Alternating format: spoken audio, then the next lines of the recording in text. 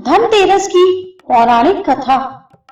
एक बार यमराज ने अपने दूतों से प्रश्न किया, क्या प्राणियों के प्राण हरते समय तुम्हें किसी पर दया भी आती है?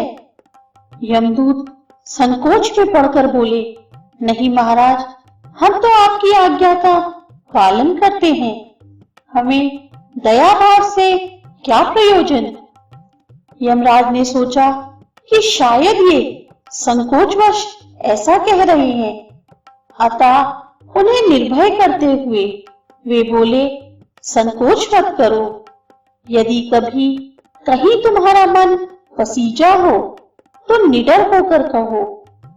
तब यमदूतों ने डरते डरते बताया, सचमुच एक ऐसी ही घटना घटी थी महाराज, जब हमारा हृदय कांप उठा था।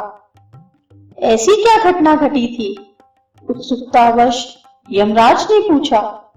दूतों ने कहा, महाराज, हंस नाम का राजा एक दिन शिकार के लिए गया। वह जंगल में अपने साथियों से बिछड़कर भटक गया और दूसरे राज्य की सीमा में चला गया।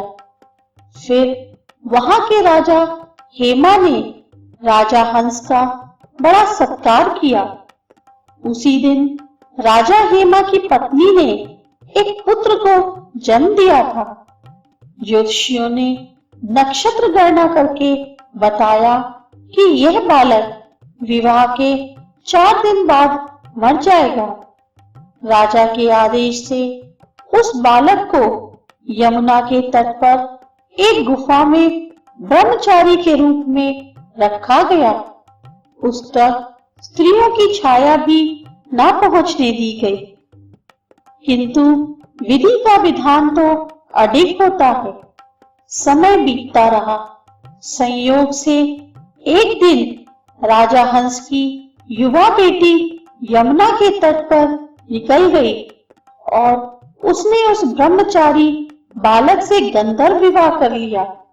चौथा दिन आया और राजकुमार मृत्यु को प्राप्त हुआ। उस नवपरिणीता का करुण विलाप सुनकर हमारा हृदय कांप गया। ऐसी सुंदर जोड़ी हमने कभी नहीं देखी थी। वे कामदेव तथा रति से भी कम नहीं थे। उस युवक को कालग्रस्त करते समय हमारे भी अश्रु नहीं थम पाए थे। यमराज ने द्रवित होकर कहा, क्या किया जाए? विधि के विधान की मर्यादा हेतु हमें ऐसा अप्रिय कार्य करना पड़ा। महाराज, एकाएक एक दूत ने पूछा, क्या अकाल मृत्यु से बचने का कोई उपाय नहीं है?